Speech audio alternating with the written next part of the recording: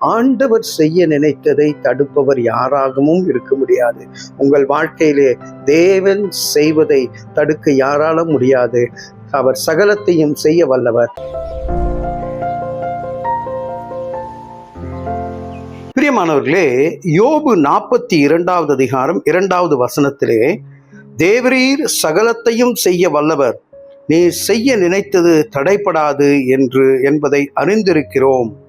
பாருங்க, நீங்க செய்வதை தடை பண்ண யாரால முடியாது என்பதை நாங்கள் அறிந்திருக்கிற ஆண்டவரே, இன்னைக்கு இந்த காலை வேளையிலே நான் செய்கின்ற காரியம் எல்லாமே தடைப்படுகின்றது, ஆனால் நீங்க செய்ய நினைச்சது தடைப்படாது என்று சொல்லி ஆண்டவர் நம்மை உறுதிப்படுத்துகின்றார், விசுவாசத்திலே பலப்படுத்துகின்றார்.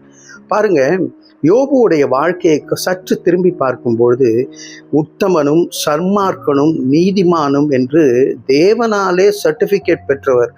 ஆனால் அவனை சாத்தான் புடைக்கும் போது எல்லாவற்றையும் இழந்து விடுகிறான்.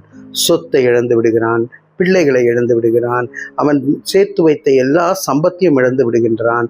அதற்கு பிறகு ஒரு புலம்புகிற மனைவியும், அந்த சரீரம் இருக்கிறது, ஆனால் சரீரத்திலே படர்ந்த சரீரமாக இருக்கின்ற அந்த ஒரு சரீரத்தை வைத்து கொண்டு தேவனை தூஷிக்காமல், எவ்வளவு புலம்பினாலும் ஆண்டவரை தூஷிக்காமல் இருக்கக்கூடிய யோபு சொல்லுகின்றார், தேவரீர் நீ சகலத்தையும் செய்ய வல்லவர், எனக்காக நீங்க செய்வீங்கன்னு. இது சொல்லி முடிச்ச பிறகு கர்த்தர் எல்லா காரியத்தையும் இரட்டிப்பாக யோபுவுக்கு கொடுக்கின்றதை பார்க்கின்றோம். பிரியமானவர்களே, இன்றைக்கும் உங்க வாழ்க்கையிலே அப்படிதான் நடக்கும். ஆண்டவர் செய்ய நினைத்தது தடைப்படாது. ஆண்டவர் சொன்னால் அதை செய்து முடிப்பார். பிரியமானவர்களே, இந்த தடைகளை குறித்து ஏதோ ஒரு நபரோடு பேச வேண்டும் என்பதற்காக திரும்ப திரும்ப என்னோடு கூட ஆண்டவர் இந்த தடைகளை குறித்து பேசிக் கொண்டிருக்கின்றார். ஒருவேளை எனக்கு கூட இருக்கலாம்.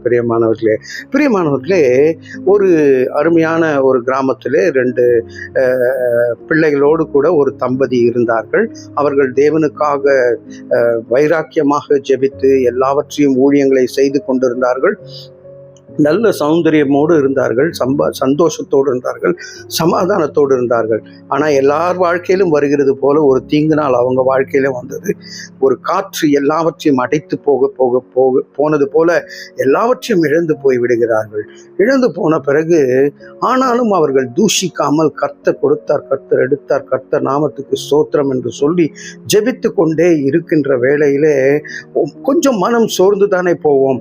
அப்படி சோர்ந்து போன வேளையிலே திடீரென்று அவங்களுக்கு ஒரு தூர தேசத்திலிருந்து ஒரு அழைப்பு வருகின்றது. எங்களுக்கு மிஷனரி ஊழியம் செய்வதற்காக உங்களை போல ஒரு தம்பதி எங்களுக்கு வேண்டும் என்று சொல்லி அவங்க கேட்ட மாத்திரத்திலே அவங்க உடனே அதுக்கு அக்செப்ட் பண்ணதுமே அவங்க விசா, பாஸ்போர்ட்டுக்கு வேண்டிய எல்லா காரியங்களையும் ஆண்டவர் செய்ய உதவி செய்தார். பிள்ளைகளோடு கூட அவங்க மிஷனரியாக மற்ற ஊர்களுக்கு சென்று தேவனுக்கு மகிமை செலுத்தி வாழ்ந்து கொண்டிருக்கின்றார்களாம். ஆண்டவர் செய்ய நினைத்ததை தடுப்பவர் யாராகவும் இருக்க முடியாது.